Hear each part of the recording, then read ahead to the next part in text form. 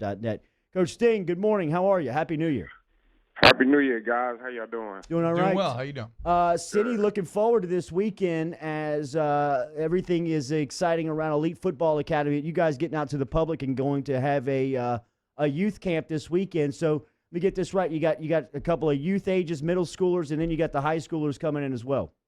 Yeah, we're going to break it up into two groups. It would be like from 8 o'clock to 3 o'clock.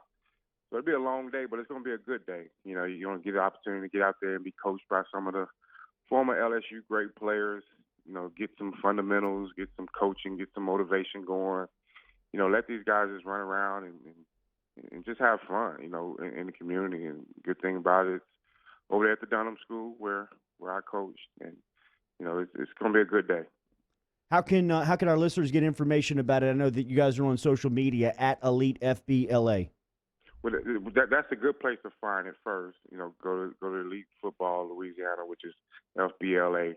But you can also register online. You go to elitefbla@gmail.com.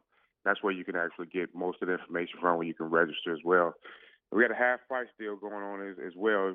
It's a promo code. And I forget the promo code. That's crazy. Get it to me before I get off the air. Yeah, that's wild. My man's a coach. He's not a salesman. Hey, exactly. Come on, I deal with football, not the operation. Look, I get it. His mind is still blown by the season finale of Mandalorian season 2. I'm right there with you, Coach. Oh my God, it was incredible. It was incredible. It was incredible. I'll text you about it after. If you're selling the defensive coordinator spot to a candidate, what are you selling about the group? I thought T-Bob asked a great question to Ogeron about the defense. What are the bright spots? What do you see as signs of promise going into the future? Well, you have basically almost 90% of the personnel coming back. I think we're only losing Jacoby and Jabril Cox. Yeah. We got all the D-line and the secondary. You know, you're loaded back there. So it's not what it was last year, where we have to regroup. You know, we lost a lot of pieces, and naturally we just didn't have enough time to really put things together with the pandemic and things like that. But now you got a more of a seasoned group out there, to where these guys, you know, been in some battles, been in some wars.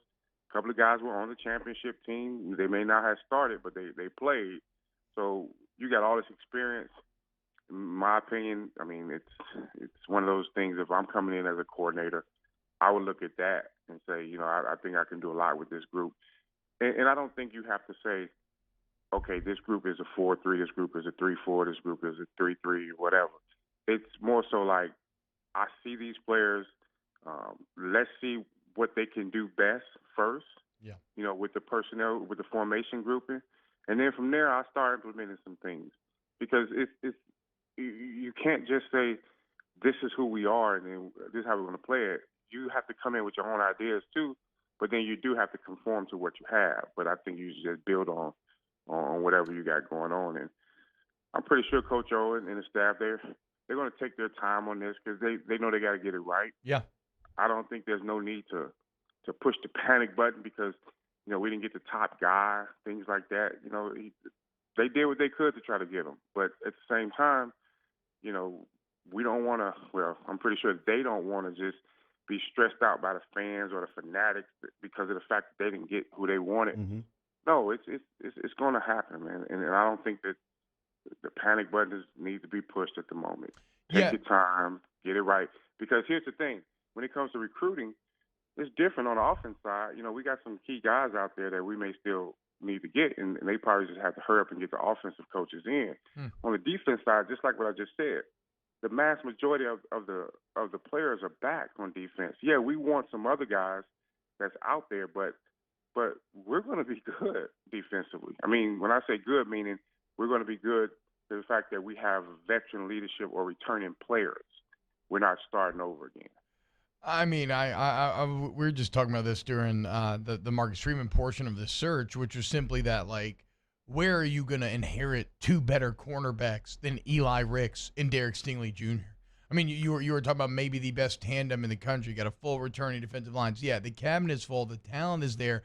get the hire right, maximize that talent instead of what you did like last year, where you actively you made your talent perform worse, right, with the hire that you made. So they have to take the time, they have to get this right. What about, though, and this is a bit more philosophical, Coach, what do you kind of view as the state of defense in modern college football? Because this is something we talk about at the end of the hour, where there's the old saying, defense wins championships. Like, I don't know, does that still exist when you look at the last couple of national championships and how offensively high-powered those groups were? Like, what is the bar for success? Where does defense stand in today's football right now? Well, you almost got to pick your poison in today's football. It's like, what do you want to really stop? Do you want to stop the run or the pass? Because everybody is spread. And in order for you to stop the run, you have to have a single high safety. In order for you to stop the pass, you got to go with, split safeties. So in my mind, it's like, which play is more explosive? The 60-yard bomb or the 8-yard run, and you probably just have to say, I want to stop the run and play with two safeties on the hash, but have those safeties triggering, ready to fit, ready to have their run fits. But at the same time, you got all this RPO stuff going on to where, defenses are handcuffs. They're basically speed bumps to the end zone, most of them. But, if you get that one stop or two stops, that's all you may need.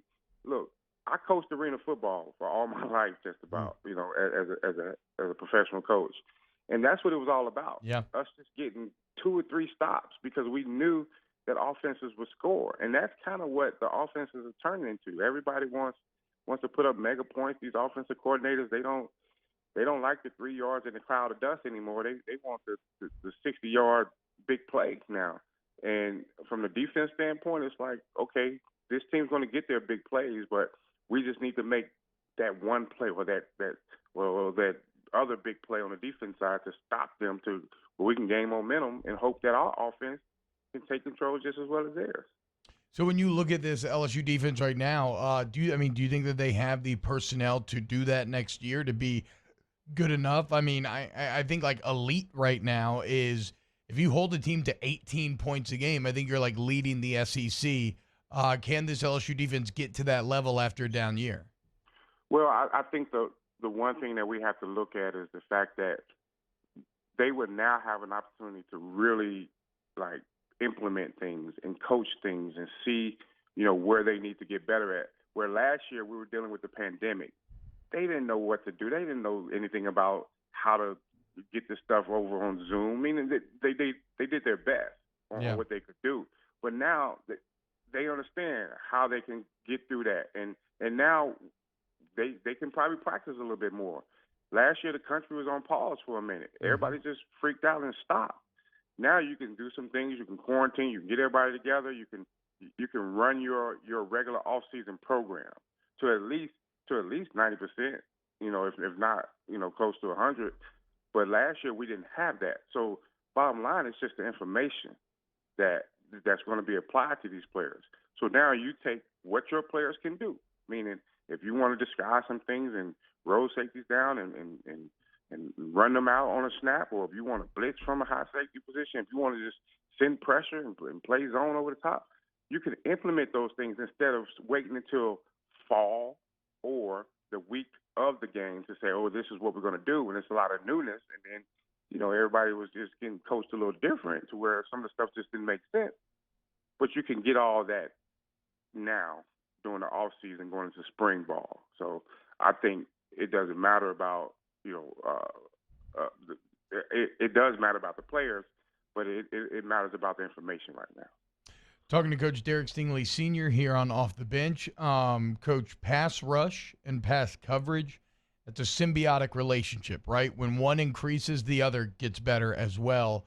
Obviously, you focus a lot on the secondary, but are you a bit excited? I mean, you got to be a bit excited about this LSU defensive line returning, right? The growth of Ali Gay, B.J. Ojulari, year 2. I thought Jaquelin Roy really came up huge and turned a corner the last 2 games. What do you think about LSU as far as in the trenches defensively? Well, I believe it's going to be a better unit. I believe that the pressure will be there. I believe that there's a chance that we can get pressure with just the front, and not have to blitz, and we can play a little more coverage. Or I believe that our guys would cover better to a point where we can get pressure, So it's a good thing when you have that good front line, especially for the secondary standpoint, and for them to be able to get some pressure by themselves without blitzes, or if we do blitz, and now we put pressure on the quarterback, he throw a bad ball, you got some ball hawking guys back there, so we can get some turnovers, some more pick six, and all those things to where defense can have a little fun, instead of holding their hands up, looking at each other. So. Elite Football Academy presents the Champions Camp. That's coming up at the Dunham School this Saturday. If you want to get taught by Coach Sting, Marlon Favorite, Jacob Hester, Matt Flynn, Richard Dixon, Craig Steltz, they'll all be there. For more information, email elitefbla@gmail.com. Coach, we'll talk to you next week. Thanks, guys. Appreciate you. Yes, sir. Yes, sir. City Cafe, always bringing that conversation each week here to Coach Stingley and Off the Bench. We will have your mailbag questions next.